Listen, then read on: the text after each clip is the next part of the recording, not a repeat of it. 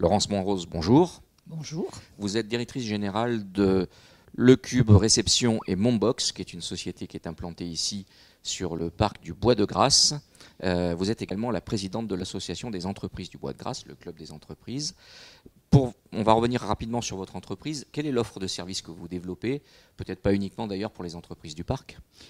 Non, pas du tout même, heureusement, pas uniquement pour les entreprises du parc. Donc nous, une activité, en fait, on a 3 activités sur un seul site.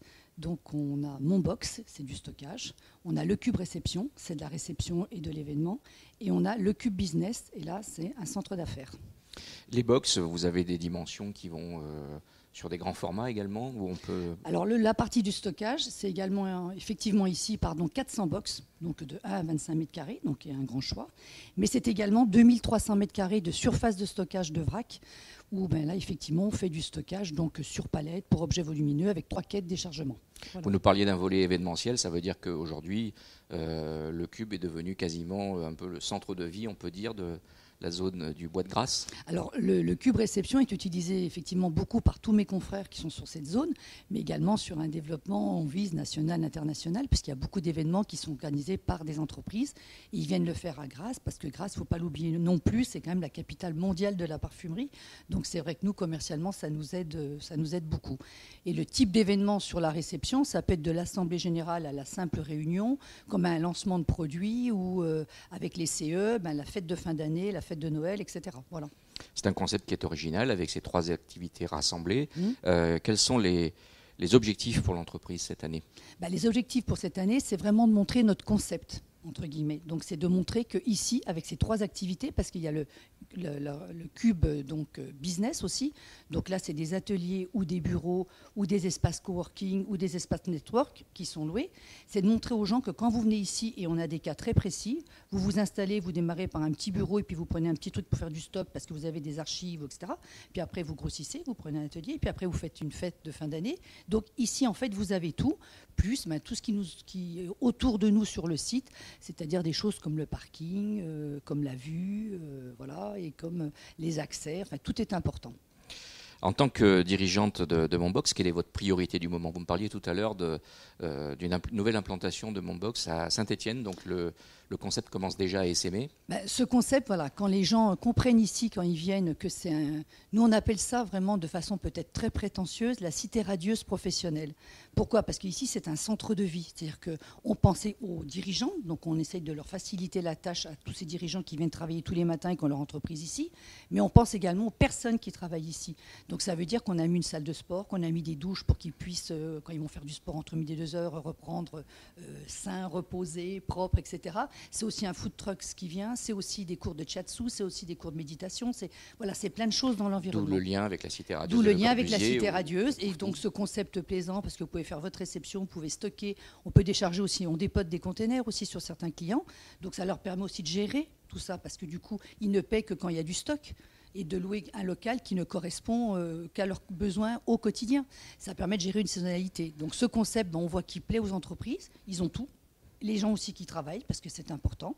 Effectivement, c'est un concept qu'on va chercher à développer ailleurs en France. Et donc c'est votre priorité en ce moment? C'est une de nos priorités, voilà, d'élaborer, de transporter ce concept ailleurs. Voilà. Et surtout, nous ici, sur la partie Grasse, c'est vraiment de se faire reconnaître et identifier sur des agences de com qui organisent des événements au niveau des professionnels pour qu'ils viennent aussi découvrir Grasse et qu'ils fassent leurs événements ici.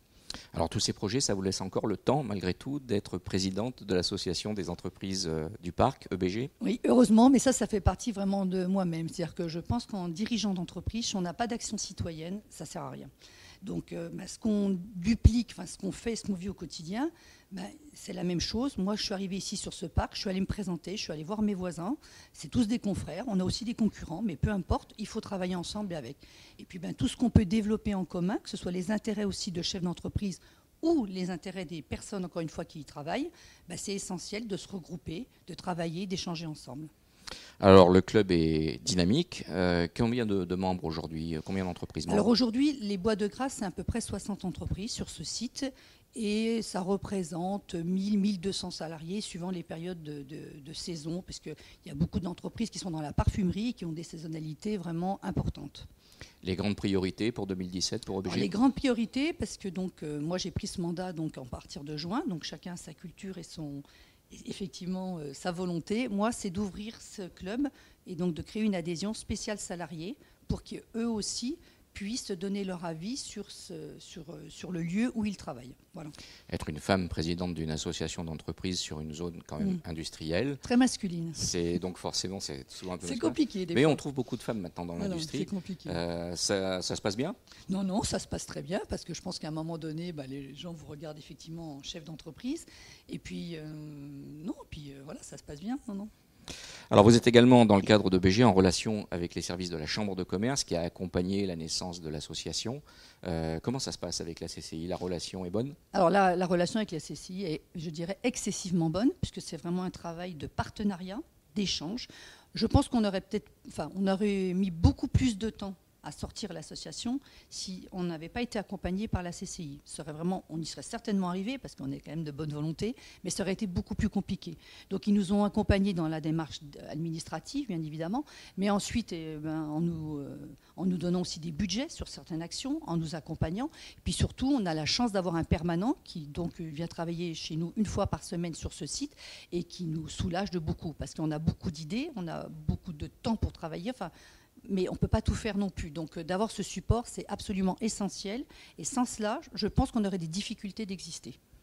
Merci beaucoup, Laurence Monrose. Merci à vous. Merci.